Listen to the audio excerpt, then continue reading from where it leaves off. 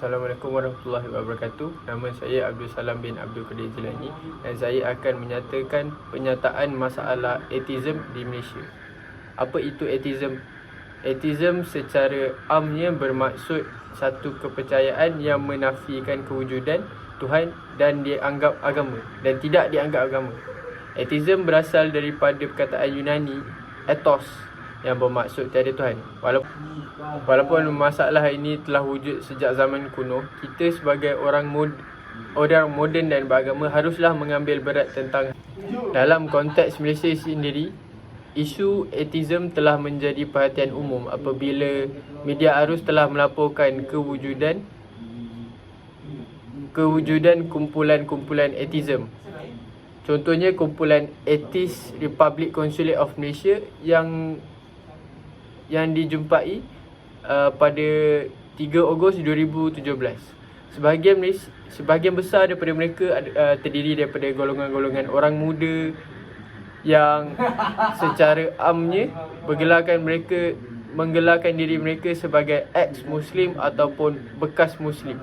Beberapa laman Facebook juga dilaporkan mempunyai kumpulan-kumpulan yang menyebarkan fahaman atheism. Contohnya warung etis yang mempunyai keahlian seramai 5,000 orang, termasuk Twitter yang kini dikenali sebagai X yang secara terbukanya menyebarkan fahaman etis, dan ada juga segelintir daripada blogspot yang menyebarkan fahaman atheism. Permasalahan yang mungkin timbul berkait agenda atheism dapat memiliki pelbagai dampak terhadap individu, masyarakat dan negara, tergantung pada bagaimana agenda itu dijalankan dan diterima oleh masyarakat. Yang pertama, individu. Individu yang menganut agenda atheism mungkin menghadapi stigma dan diskriminasi di antara masyarakat yang mayoritas beragama. Mereka dapat dianggap tidak memiliki moralitas yang kuat atau dianggap sebagai tidak beriman.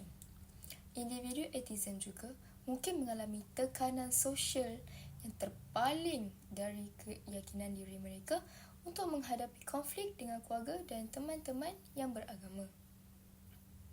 Kedua, masyarakat. Agenda atheism dapat memicu konflik dan perpecahan antara masyarakat yang mayoritas beragama, terutama jika dianggap sebagai ancaman terhadap nilai-nilai dan norma agama yang ada. Hai, Assalamualaikum warahmatullahi wabarakatuh. Nama saya Raja Nomi Syawarina binti Raja Zulkafli dan saya akan menerangkan lagi kesan atau implikasi kepada masyarakat dan negara. Kepada masyarakat, implikasinya adalah atheism ini memberi kesan buruk pada peringkat masyarakat kerana ia akan mempengaruhi tingkah laku dan sikap ahli masyarakat antara satu sama lain. Atheism ini juga menyokong LGBT dan ini akan mewujudkan keadaan masyarakat yang tidak harmoni. Implikasi kepada negara pula ialah setiap negara mempunyai prinsip dan pegangan mereka tersendiri yang telah ditetapkan oleh pemimpin-pemimpin mereka. Apabila satu pemikiran atau atheism ini iaitu untuk tidak memiliki Tuhan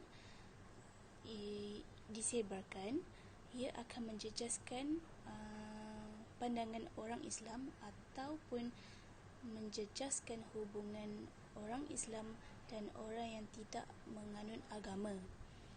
Ini akan melanggar undang-undang sesebuah negara kerana atheism ini adalah doktrin yang tidak berasas kepada prinsip-prinsip Islam. Assalamualaikum. Nama saya Muhammad Nafal bin Mufiz. Saya ingin membuat perkongsian mengenai faktor permasalahan atheism. Okey, antaranya ialah pengalaman traumatis, perkembangan ilmu sains dan teknologi dan kurang pendedahan tentang ilmu agama. Okey, yang pertama ialah mengenai pengalaman traumatis. Ini pengalaman-pengalaman yang menimbulkan pertanyaan tentang keadilan atau keberadaan Tuhan, terutama saat mengalami penderitaan atau kehilangan. Ianya dapat mendorong seseorang itu menjadi atheism. Sebagai contohnya, ketika mereka kehilangan seseorang yang mereka sayangi seperti ahli keluarga. Mereka merasakan Tuhan itu tidak adil dan kenapa perkara tersebut perlu berlaku kepada mereka. Faktor permasalahan yang kedua ialah perkembangan teknologi dan sains. Dengan perkembangannya ilmu sains dan teknologi, terdapat segelintir manusia yang tidak menzahirkan kesyukuran atas nikmat Allah telah kurniakan selama ini.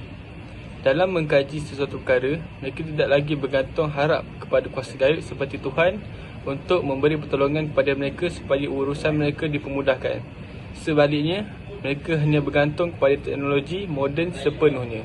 Yang terakhir, faktor permasalahan yang dapat saya kongsikan ialah mereka kurang berpengetahuan dan tidak berusaha untuk mendalami ilmu agama. Bagi mereka yang menolak ajaran Islam, mereka akan mudah untuk terpesong. Oleh itu, mereka akan senang diracun dan akan sewenang-wenangnya menolak ajaran Islam itu sendiri. Mereka akan lebih mudah percaya dengan nasihat-nasihat yang mengatakan bahawa alam ini terjadi dengan sendirinya. Namun begitu, masyarakat ateism ini tetap terus untuk berfikiran mundur dan tidak berusaha untuk mengkaji isi kandungan Al-Quran. Nama saya Muhammad Alif Syafiq bin Azmi. Selain itu, faktor yang menyebabkan kemunculan ateism ialah dari segi fahaman seseorang individu. Fahaman yang dimasukkan ialah fahaman sosial progresif. Fahaman sosial progresif ini menganggap adat dan norma dalam masyarakat merupakan satu pembeli ubah yang akan berubah-ubah mengikut peredaran masa ataupun zaman. Contohnya kita boleh lihat daripada kajian masyarakat ini mengangkat tinggi suatu nilai pembaruan dan nilai fahaman lama atau konservatif sebagai sesuatu yang negatif. Akhir sekali, kita juga dapat lihat faktor kemunculan ateism ini juga berpunca dari tahap moraliti seseorang. Golongan ateism mempercayai bahawa moral tidak perlu wujud untuk rasa takut terhadap neraka ataupun ganjaran syurga. Mereka menganggap bahawa kebolehan manusia untuk berlaku baik atau sebaliknya tidak memerlukan kewujudan Tuhan dan syaitan. Assalamualaikum, selamat sejahtera kepada Puan Zainul Nadia binti Baharudin dan rakan-rakan yang dikasihi. Nama yang diberi Muhammad Danish Muhammad Hadi. Bagi menangani dan cara penyelesaian isu ateism di Malaysia, terdapat beberapa NGO yang memainkan peranan penting bagi menangani isu ateism dalam kalangan rakyat Malaysia. Malaysia terkenal dengan pelbagai kaum, bangsa dan agama. Jelaslah bahawa ateism ialah salah satu kepercayaan di Malaysia. Antara NGO yang memainkan peranan dan bertanggungjawab dalam menangani masalah ateism dalam negara Malaysia ialah PERKIM, iaitu PERKIM ialah Pertubuhan Kebajikan Islam di dalam Malaysia.